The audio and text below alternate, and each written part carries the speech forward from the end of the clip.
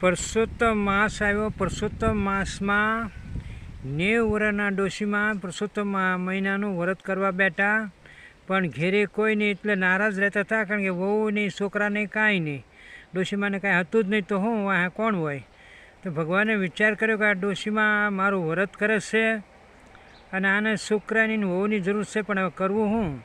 શ્રી ભગવાને ડોશીમાને એવી લીલા કરી, ડોશીમાં સણા થાપવા ગયા ને આથી એને બાવળનો કાંટો લાગી ગયો અને હાથ પાક્યો, અને એ હાથ પાક્યો ને પીડા તો બહુ થઈ, મોટો થયો ને એમાંથી ડેટક્યો નીકળ્યો, પરપોટો ફૂટી ગયો, લોહી બોઈ કાંઈ ન નીકળ્યું, અને ડેટક્યો નીકળ્યો ડ્રાઉં ડ્રાઉં ડ્રાઉં કરતો આખા ઘરમાં ફરવા માંડ્યો।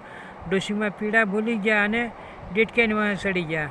પછી રોજ પરસોત્તમ મહિનો નાહીને આવીને અને ડેટક્યાની પાસે બેહે, ડેટક્યો ડોશીમાને મૂકીને ક્યાંય જાય નહીં।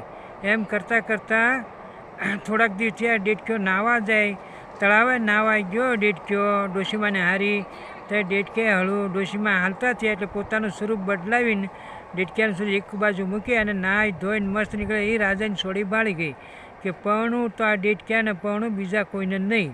આ સાક્ષાત પરસોત્તમ ભગવાન જ હતા। પછી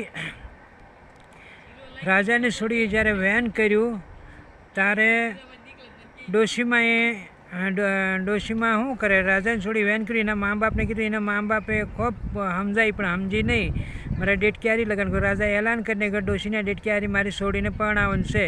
ડોશીમાએ ખૂબ કાલાવાલા કર્યા કે ભાઈ તમે પૈસાવાળાને મારા ડેટક્યારી તમારી છોડી પરણીને સુખી શું થાય, આવી રીતે વાત કરી બધી, પણ રાજા વજાને વાંધ્યા, છોડી કાંઈ માની નહીં એટલે રાજાએ માન્યા નહીં।